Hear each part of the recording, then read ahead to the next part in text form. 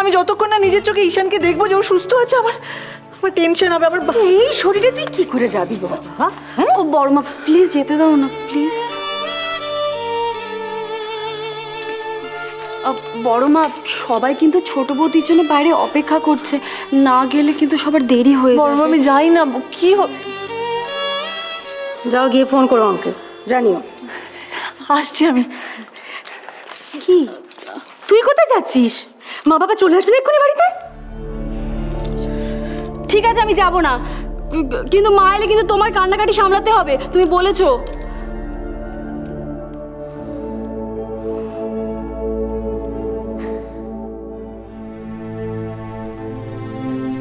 তাহলে বলছেন ভয়ের কিছু নেই?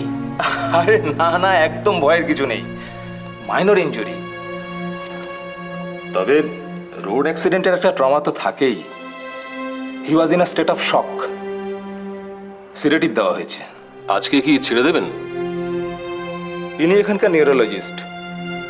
পেশেন্টকে কখন ছাড়া হবে না হবে সেটা সম্পূর্ণ ওনার উপর নির্ভর করছে। অ্যাপারেন্টলি বাইরের আঘাত তেমন কিছু গুরুতর নয়, তবে মাথায় চোট লেগেছে তো সেই জন্যে কাল সকাল অবধি আমরা ওকে একটু অবজারভেশনে রাখতে চাই। একটা এমআরআই করতে হবে, তারপরে পেশেন্ট পরিষ্কারভাবে কথা বলতে শুরু করলেই ওকে বাড়ি নিয়ে যাবেন। তাড়াহুড়ো তো কিছু নেই। না না, সে তো বটেই। আর আপনাদের মুখের ওপরে কথা বলার কোনো মানেই হয় না। আচ্ছা, আপনাদের সঙ্গে কথা বলে অনেক ভরসা পেলাম।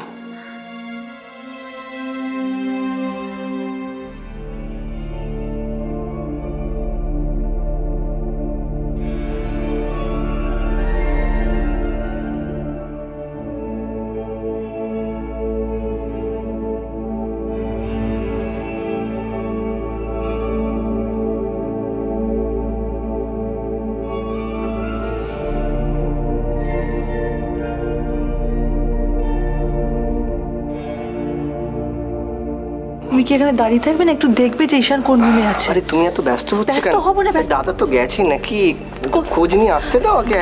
দাঁড়াও। আচ্ছা বলছি কি আমি একবার গিয়ে দেখি, আমার রুমে একবার গিয়ে এই না, তুই কোথায় যাবি? হ্যাঁ, তুমি এখানে দাঁড়িয়ে থাকবে? আচ্ছা ঠিক আছে, তুমি এখানে দাঁড়িয়ে থাকো, আমি যাচ্ছি। আমি যাচ্ছি তো, এক সেকেন্ড দাঁড়াও। একটা কথা শুধু জিজ্ঞেস করতে চাই যে মেসমশাই তো এসছেন, উনি কিছু জানেন কি? বাবা কথা বলতে গেছে, বাবাকে এই, এই, না না না না, মেসোমশাই এখন ফোন করবি না, ওনাকে ফোন করার দরকার নেই। তুমি এখনো দাঁড়িয়ে না, থাকো। আমি যাচ্ছি।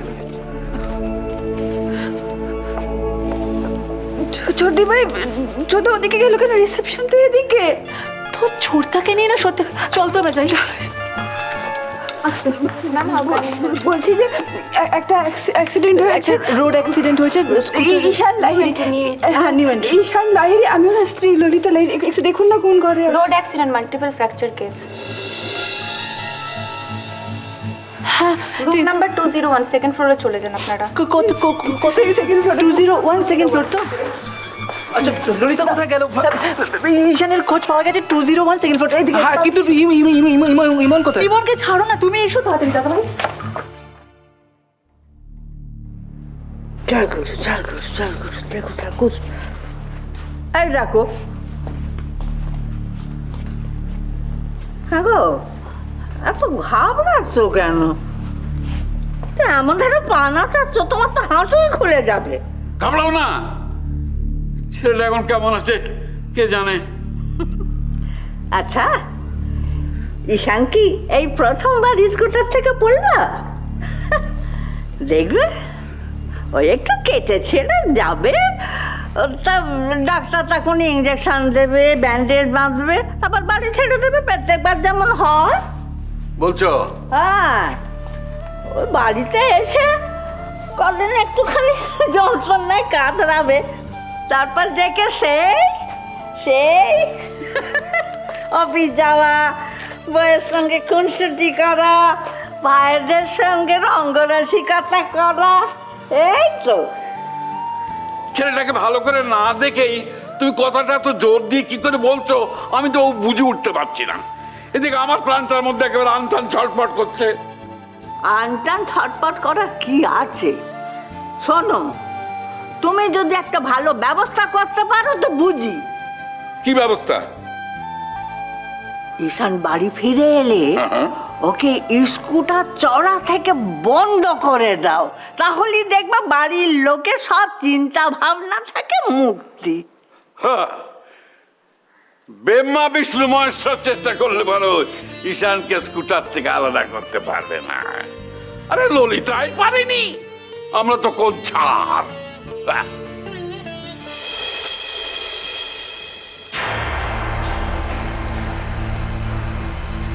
যা ভেতরে যা, কিচ্ছু হবে না, যা।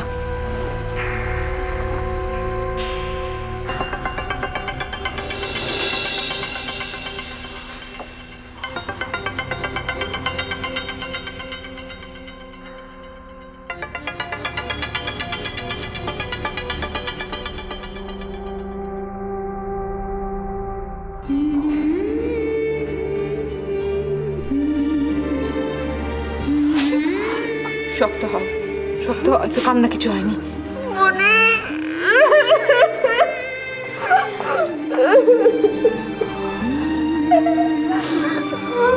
কি হয়েছে? উনি ওর জন্য কাঁদছেন কেন? আপনি কে? কাঁদবো না, ওনার এই অবস্থা, উনি আমার হাজবেন্ড। আপনি কে? আরে কি বলছেন, উনি যদি আমার হাজবেন্ড না, আমি ওর ওয়াইফ। আস্তে আস্তে। আপনি যদি ওনার স্ত্রী হন তাহলে আমি কে? উনি তো আমার হাজবেন্ড।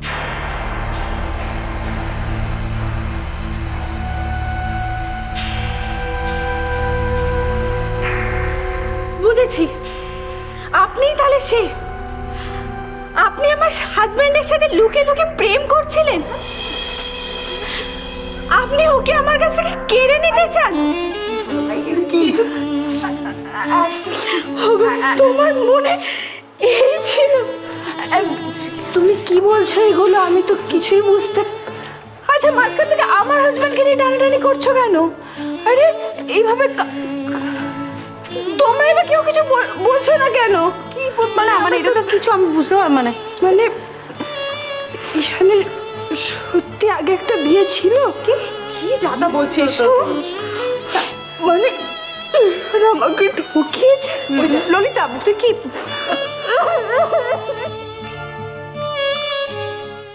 ঈশান ও ললিতা লাহিড়িকে ঠকিয়েছে, একটা না দুটো মেয়ে জীবন নষ্ট করেছে। আমি যদি ওর মজা না আস্তে এদিকে এসব চুপ করে দাঁড়াও। একটা মানুষ এমনিতে আত্মরা হয়ে রয়েছে, আর কি মজা দেখাবে? তা তুমি চুপ কর, চুপ করে ললিতা, আস্তে। কি হচ্ছে রে? কি? এই যে ভাই শুনুন, ও আমার দেওর, ঠিক আছে? ও এমনিতেই খুব লাজুক স্বভাবের, মেয়েদের দিকে চোখ তুলে পর্যন্ত তাকায় না। ওর পক্ষে দুটো বিয়ে করা অসম্ভব। হ্যাঁ। ওর একটাই বিয়ে। ও একটাই বিয়ে করেছে, তাও আমরা অনেক কষ্ট করে ওকে দিয়েছি। হ্যাঁ, ঈশান এরকম নয়। আস্তে। এখানে কোনো গোলমাল আছে। এই তুমি আমার হাজবেন্ডকে নিয়ে এরকম কেন বলছো? হ্যাঁ, যদি পারো প্রমাণ করে দেখাও ওটা তোমার হাজবেন্ড। আরে এই দাদা, তোরা এখানে কি করছিস?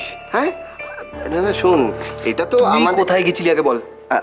আমি আমি এই ভুল করে ম্যাটারনিটি ওয়ার্ডে চলে গেছিলাম, বুঝলি তো? হ্যাঁ, এই দোলন, শোনো না, বলছি যে আমি ম্যাটারনিটি ওয়ার্ডে সব দেখে এসেছি, ব্যবস্থা ভালোই। হ্যাঁ, তোমার বেলা কোনো অসুবিধা হবে না। আমরা এখানে ঈশানের জন্য এসেছি। হ্যাঁ হ্যাঁ, আচ্ছা, হ্যাঁ হ্যাঁ হ্যাঁ, আমি তো বাইরে থেকে দেখলাম তুমি ঝগড়া করছো। কেন, কি হয়েছে? কেন, কি ব্যাপারটা কি? আরে আচ্ছা আচ্ছা, না না, ঝগড়া করছে তার একটা কারণ রয়েছে। এখানে একটা কনফিউশন সৃষ্টি হয়েছে। ঈশান নাকি আরেকটা বিয়ে করেছে। আরে না না, আরে না না, এই ঈশান সেই ঈশান নয়, মানে আমাদের ঈশান নয়, কারণ এটা আমাদের ঈশানের রুমই নয়। এটাই আমরা ভুল করেছি, বুঝলে? ভুল। আরে আরে এই যে বৌদি, দেখুন আমাদের ভুল হয়েছে, এটা আপনারই হাজবেন্ড। হ্যাঁ, আমরা সরি, খুব সরি, ক্ষমা করে দিন আমাদের। হ্যাঁ, তাহলে ঈশান কোথায়? ঈশান তো ঈশান, ললিতা, রজনী, দাদা ভাই, আরে দোলন, তোরকে একটা কাজও ঠিক করে করতে পারিস না? চুপ করে থাক তুই একদম। আরে তাড়াতাড়ি চলো, নাহলে আবার ভুল ঘরে ঢুকে যাবে। ওগো বধূ